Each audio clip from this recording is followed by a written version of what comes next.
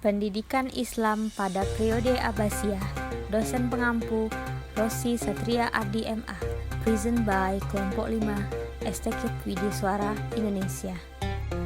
Sebagaimana kita ketahui bersama, dinasti Abbasiyah merupakan dinasti ketiga dalam sejarah pemerintahan Islam setelah Khalifah Rasyidin dan dinasti Umayyah.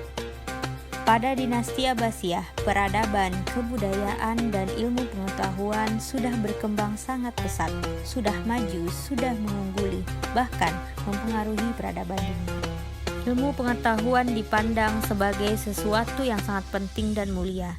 Para khalifah dan pembesar lainnya membuka kemungkinan seluas-luasnya untuk kemajuan dan perkembangan ilmu pengetahuan. Perkembangan ilmu pengetahuan yang berkembang tidak hanya ilmu agama, melainkan ilmu umum juga yang lain, seperti filsafat. Maka pada dinasti Abbasiyah banyak melahirkan sekolah-sekolah atau madrasah-madrasah yang tak terhitung banyaknya, baik yang formal maupun non-formal. Itu semangatnya untuk menuntut ilmu pengetahuan.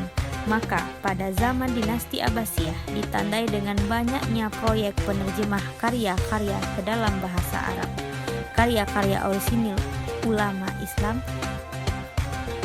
Khalifah Al-Mansur menjadi pelapor penerjemahan. Beliau mempekerjakan orang Persia dan memiliki karya yang diterjemahkan dari bahasa Persia, di antaranya tentang ilmu tata negara dan sastra. Kemudian ada juga yang diterjemah dari berbahasa Yunani, yaitu ilmu filsafat dan kedokteran.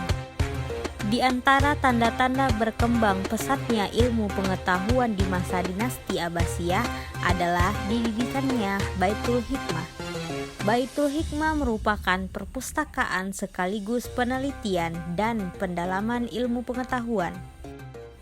Lembaga pendidikan pada masa dinasti Abbasiyah ini terdiri dari dua, yaitu lembaga selain madrasah dan lembaga pendidikan madrasah. Lembaga selain madrasah ini meliputi yang pertama, maktab.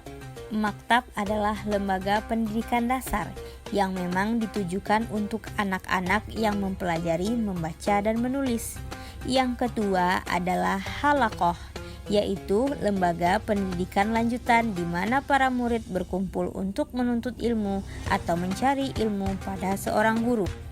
Yang ketiga adalah majelis. Majelis ini adalah lembaga pendidikan untuk transmisi keilmuan dari berbagai aspek ilmu.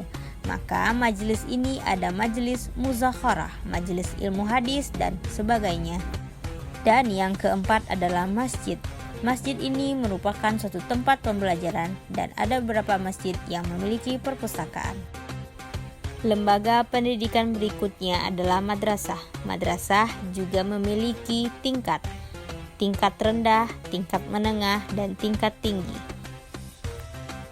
Kurikulum pada masa dinasti Abbasiyah ini dibagi menjadi dua, yaitu kurikulum pendidikan tingkat dasar yang meliputi baca tulis Al-Quran, hadis, matematika, tata bahasa, dan juga syair. Kurikulum pada tingkat tinggi yaitu tujuannya adalah untuk mengembangkan keilmuan, khususnya ilmu agama. Akan tetapi pada kurikulum tingkat tinggi ini tidak hanya iman dan agama yang diperdalam dan dikembangkan, tapi juga ilmu-ilmu umum lainnya. Untuk metode pendidikan pada metode masa Abbasiyah ini meliputi 3 hal. Yang pertama, metode lisan. Yang kedua, metode tulisan. Dan yang ketiga, metode hafalan. Metode lisan ini berupa dikte, ceramah, dialog, dan debat ilmiah. Sedangkan metode tulisan adalah dengan menggandakan buku. Saat itu karena belum ada percetakan. Selanjutnya metode hafalan, yaitu misalnya adalah menghafal Al-Quran ataupun hafal hadis dan juga ilmu-ilmu penting lainnya. Dari kesemua penjabaran tadi, dapat kita simpulkan bahwa kejayaan Islam dan peradaban ilmu berada pada puncak kejayaan dinasti Abbasiyah. Baiklah, hanya itulah yang dapat kami sampaikan. Lebih dan kurangnya kami mohon maaf. Assalamualaikum warahmatullahi wabarakatuh.